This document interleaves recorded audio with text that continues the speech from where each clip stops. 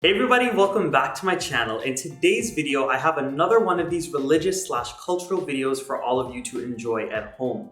Now in today's video, I'm going to be doing a puja setup for Lord Surya Puja. Now this right here is not a puja that everybody does. It is a puja that some families do. And my grandmother has told me stories about her grandmother completing this puja back in Guyana. So when some individuals were asking me to post this specific puja setup, I was very excited to do it because not only was I able to share this with you all so you all can learn more about this type of puja, but I was also able to learn just a little bit more about it myself. Now today, this video is being sponsored by Leah's Fashion and Religious House. I've done a few videos with them before, and as you all can see from those previous videos, they have great puja items. They have clothing items such as the ones that you see right here for men, women, kids. They have lots of accessories, and trust me, when you go there, you're gonna get such a great experience. You're gonna get quality items at great prices, and you're gonna get a quality experience because of the great customer service that they have. I just wanted to thank Auntie Crystal for helping me gather all of these items, helping me choose all of these items to be used in the video today. And I hope you all enjoy this video today because not only did I work so hard, but the staff at Leah's Fashion and Religious House worked very hard as well to handpick these items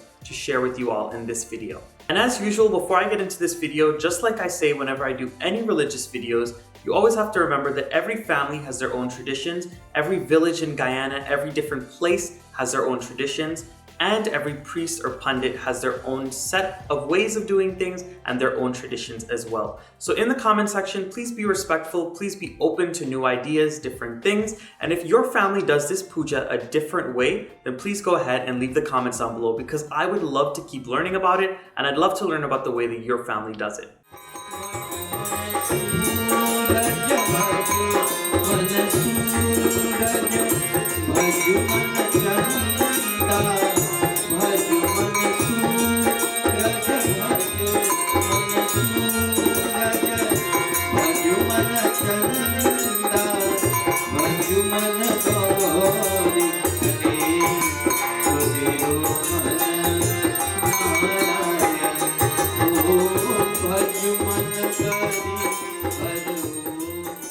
So like I always say before I do any videos like this, or before you're sitting to do your own puja as well, start to get your prep work started. So what you want to do first is you want to make all of your parsad and make all of your sweets. So in today's video, I'm going to be using sweet rice and puri, or kheer and puri, parsad, as well as some pera. You can make whatever types of sweets that you want. The first thing that I'm going to start making is my sweet rice or my kheer. So into some boiling water, I've added in a cinnamon stick and some cloves. I've also gone in with some soaked white rice. And then after that boils well with the water, I went ahead and added my milk, my condensed milk, evaporated milk, a little bit of sugar, raisins, and cherries, and it was all good to go once you get to this consistency. I do have step-by-step recipes for all of these different sweets on my channels already, and I will be sharing new updated versions very soon when Navratri comes around, so please be on the lookout. The next sweet that I'm making here is some white or milk powder pera. All this is milk powder and condensed milk and some spices. Then you roll them into balls as you're seeing here, and you put a little indentation in the middle, and I'm going to keep on making these out until I finish all of my dough. And here's the final product of the milk powder pera, or the white pera. If you wanted to make the boiled version with the sugar and the evaporated milk, you could do that as well, but I chose to make this version today. And the next thing that I'm going to work on is some puri. So this dough, all it is flour, ghee, sugar, as well as some milk that it's mixed together with. And once it comes together, I went ahead and I split it up into very small balls, rounded them out, and I'm rolling them out as you can see here. Whenever I make puri in any of my videos, I always recommend that you have 2 people to 3 people making it because the process just goes by much faster. And once you've gotten them all rolled out, you can go ahead and start the frying process. Remember, puri is so thin that we usually fry it in pairs because it cooks very quickly and only takes about 30 seconds or less in that hot ghee. So now that we've finished making all of the parsads and the sweets that we're going to use, I'm going to go ahead and set up the tari, or the plate where we're going to put all of the offerings. I went ahead and I put some fruits. I have a banana, some apples, as well as an orange. You can use any fruits of your choice. And I'm going to go ahead and make 2 pairs of that puri and the sweet rice. You can use as much or as little as you want. And I'm also going to go onto that plate with some parsad that I had made. I have lots of different parsad recipes on my channel for you to check out. So be sure to check those out if you need help with any of these sweets. And I'm also going to be adding on some of that pera that I made. And just like when you do any offering and you put these sweets in your tari, you always want to adorn it with a flower. And you might want to put a dollar bill on the side because that is usually an offering as well. Now, once you finish making all of your sweets, it's always a good idea to gather all of your puja items and your utensils together. So in this part of the video, I'm going to share with you guys what it is that Leah's Fashion and Religious House sells when it comes to doing your own Surya Puran or Surya Puja at home. Now at Leah's Fashion and Religious House, you can find puja packs dedicated to each of the different Hindu gods and goddesses. Now in this puja pack, it has a white Surya flag, but if you were not raising a white flag for Lord Surya and you wanted to do a red flag, they also carry red flags in stock. So this is the puja pack here with all the different items. It comes with incense or agarbatti. It comes with hawan samagri. It also comes with a little bottle of ghee as well as some honey. And you also get a small packet of cloves and some supari as well as some dupe or wood sticks for the hawan kund. You would also get some sindoor as well as some haldi or dye as well as some wicks for diyas. And it also comes with nutmeg as well as elaichi. It also comes with a little pack of camphor as well as some red thread.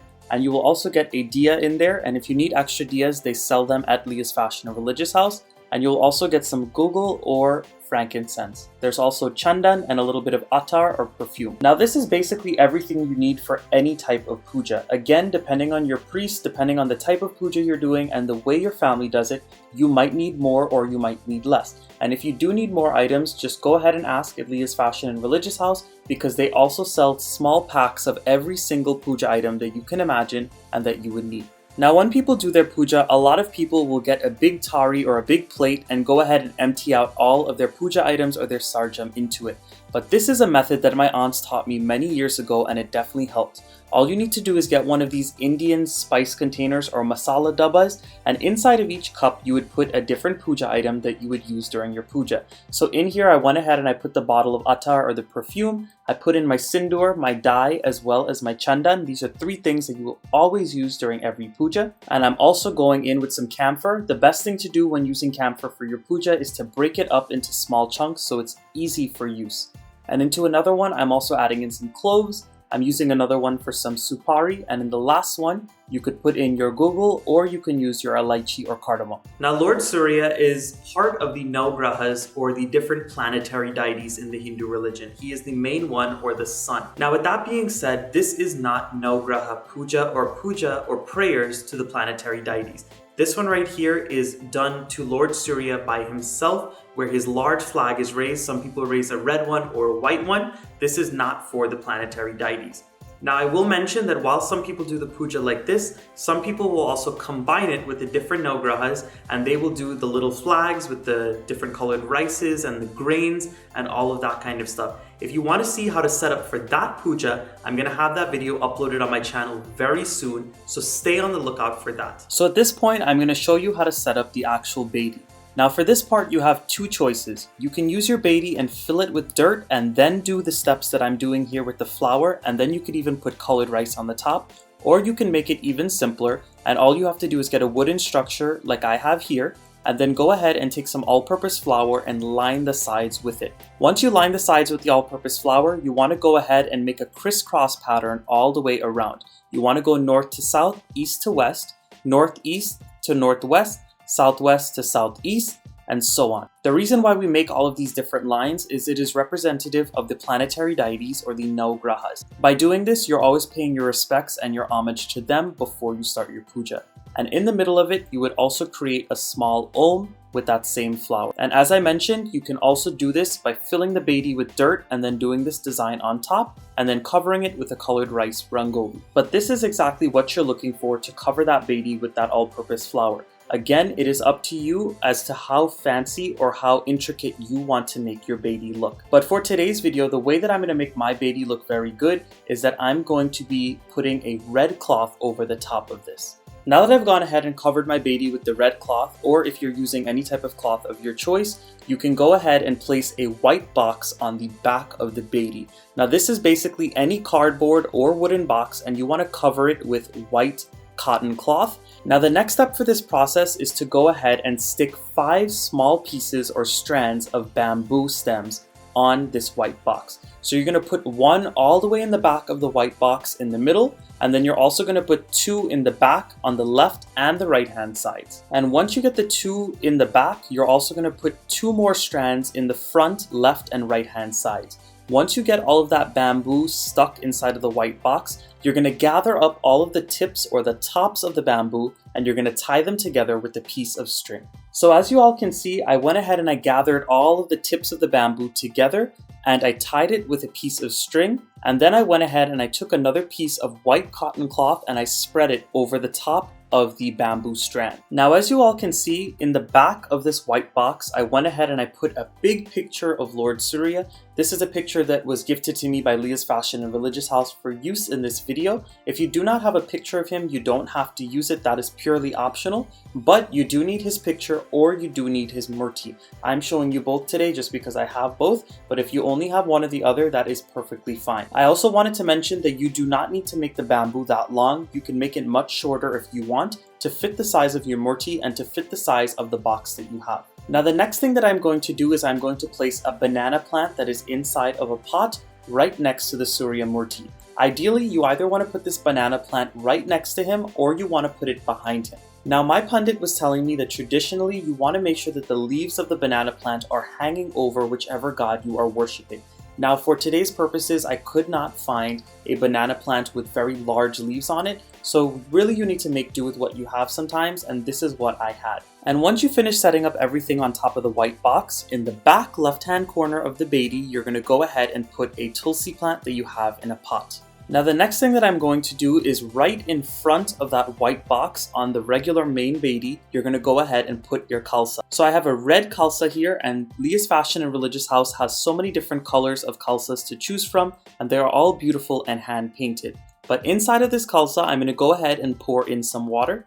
And after you place it down, you're going to go ahead and put in a sprig of 5 mango leaves. And you want to make sure that these mango leaves are peeking out of the sides or hanging over the sides of the khalsa. And on top of those mango leaves, you also want to put on the saucer as well as the diya that it comes with. And the next thing that I'm going to be placing on the Bedi right in front of the khalsa is a small little tari that I've put a little bit of dirt on. This is representative of Mother Earth or Dhartima. And I also have a little cow murti. And on the right hand side of my khalsa, I put a murti or a statue of Mother Lakshmi. And on the left hand side, I put a murti of Lord Ganesh. Now these two different murtis just need to go somewhere in the front of the Bedi. The reason why I put them here is because this is the space that I had for them.